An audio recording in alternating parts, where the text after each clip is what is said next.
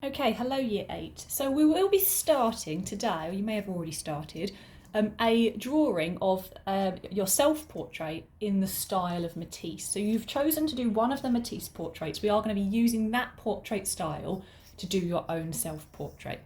Okay, now first of all you're going to have to take a photograph of yourself. You can use one of your previous homework photographs rather, if it's appropriate to this task. So first thing I want you to consider is the composition of the photograph. If you look at Henri Matisse's portrait, how much of the head and how much of the body and how much of the background can you see?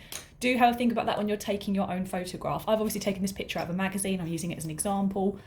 But let's say in the green stripe portrait, I can probably only see about this much of the body. There is a bit of the background, so I'm probably going to square that down. Or obviously take your photograph so that it only takes up this much space. Okay, so I'm probably going to crop it down to about that much.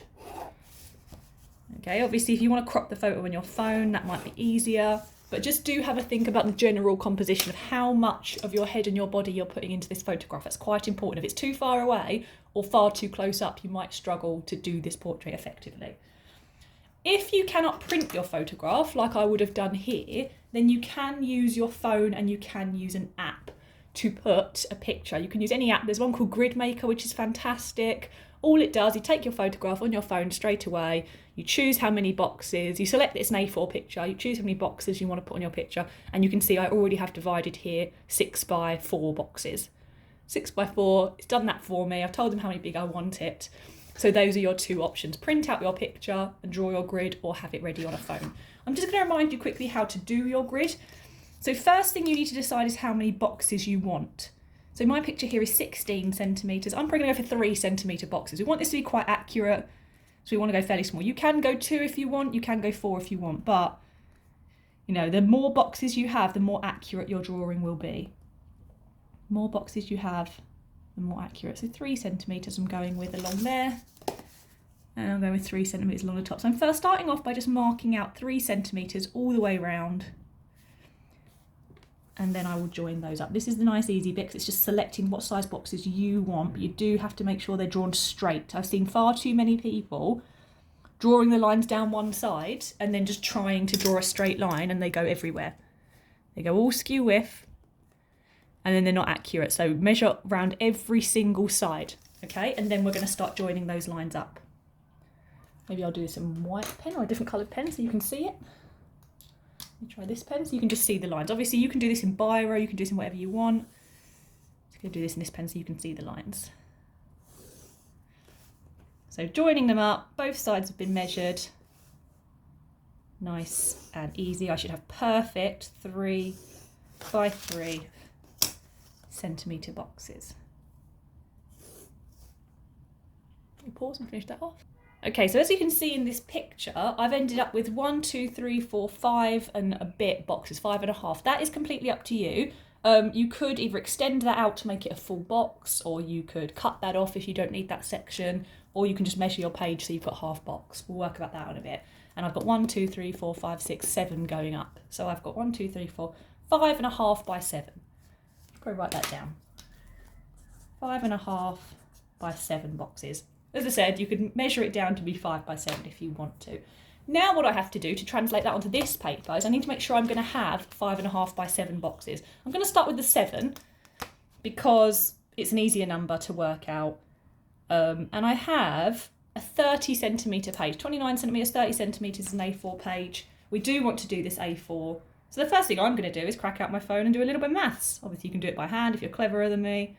So I've got 30 centimetres divided by 7 boxes.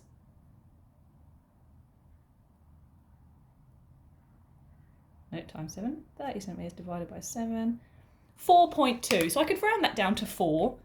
And I can do 4. So I've done 3 centimetre boxes here, but because I want to make it a bit bigger on this page, I need to do 4 centimetre boxes. Now I'm switching to pencil because we do not draw pen grid lines over our drawings.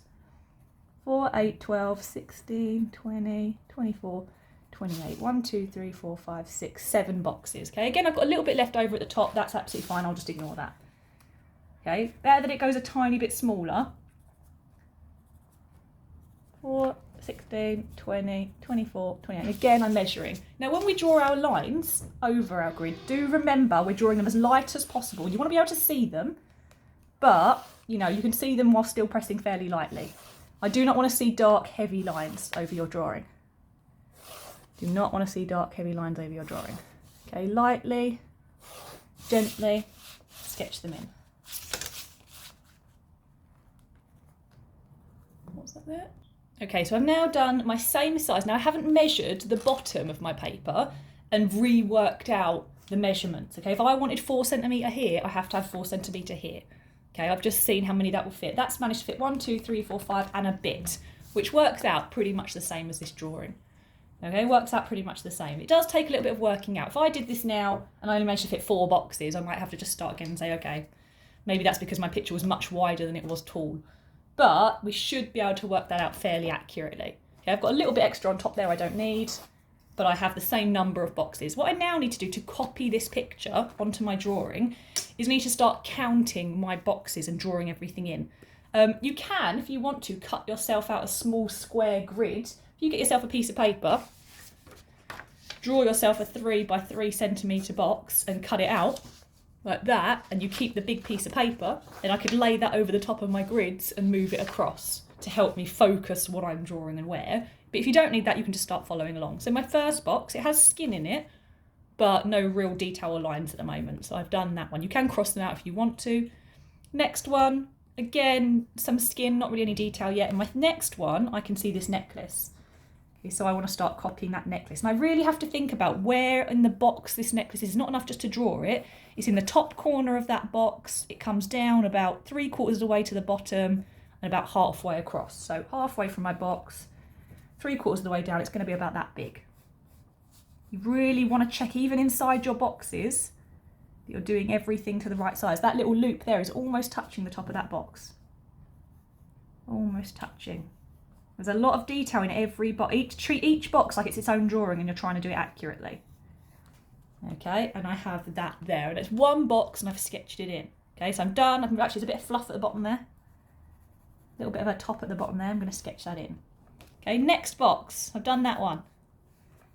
Next box. I've got a bit of a clothing coming up almost from exactly the bottom corner. You have to pay attention to these details coming up to about halfway. About halfway. Use your edges of your boxes. Look at it from top to bottom. Where does that meet? Where does that come? About halfway. So I'm going to join that round. There's also some little details. So again, each box is its own drawing. Sit and draw all of those little creases, all of those little details. So I know where everything is going to go in advance. I have that. Next box comes up about just over 1/4 of the way into the box. Comes up, bends around just here onto an edge. Okay, and comes down to the bottom corner of the box with the clothing. So you can see I'm taking each box one step at a time. I've done essentially now that row. A little bit hair there, done that row. Move up to the next row. Next box, I have the shoulder coming in. Just there. You need to take it a box at a time and you need to check you're using the right boxes. Okay, always come back. Don't just keep following along in case you go wrong. Always come back to the bottom corner and count your way up. Okay, so I'm now at 1, 2, 1 up, 1, 2, 3 across. I'm here.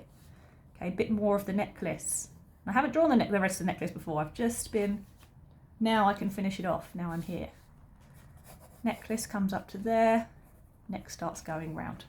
Okay, this is a way of doing it. Some of you might be more comfortable just flowing around each line. Some of you might be comfortable going, right, I'm just going to follow this line up to the neck, to the head. That might be how you want to do it, but the rows can help you organise yourself a little bit more.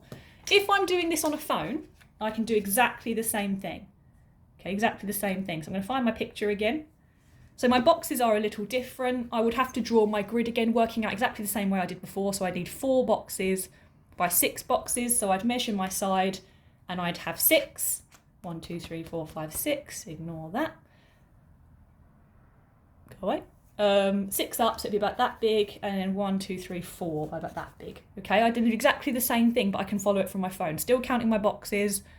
1, 2, second box in, there's a little bit of my neckline there. Next box in, so you can do it from your phone. Okay, the only annoying thing is downloading an app to put the grid on and saving it. Okay, but you can follow from an app if you would prefer. Exactly the same process, you just don't have to draw a grid over a picture, you copy it onto here. And that is how we're going to do our gridding. You are going to spend today's lesson making sure you draw this accurately. I do not need this shaded in. Okay, I do not need it shaded in, I just need the outlines drawn. Okay, what I would like you to do is mark off some areas of light and dark shadow. Okay, so if I carry on sketching this woman here,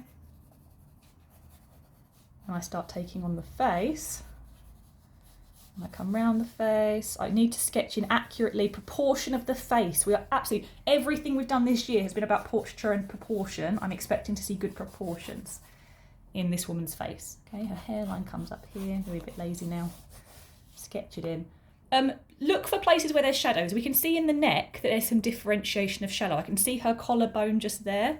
One up, one across, one up, one across. I can see her collarbone just here. So rather than shading in, I want you to block some areas where there's shadow. Okay, so I'm just going to kind of sketch that in, just there.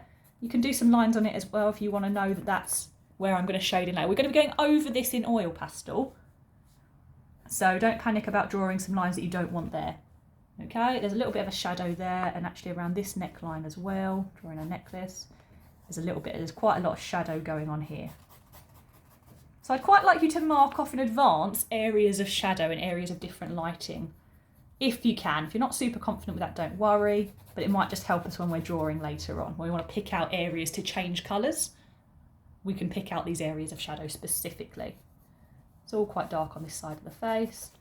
Something like that. I hope that helps.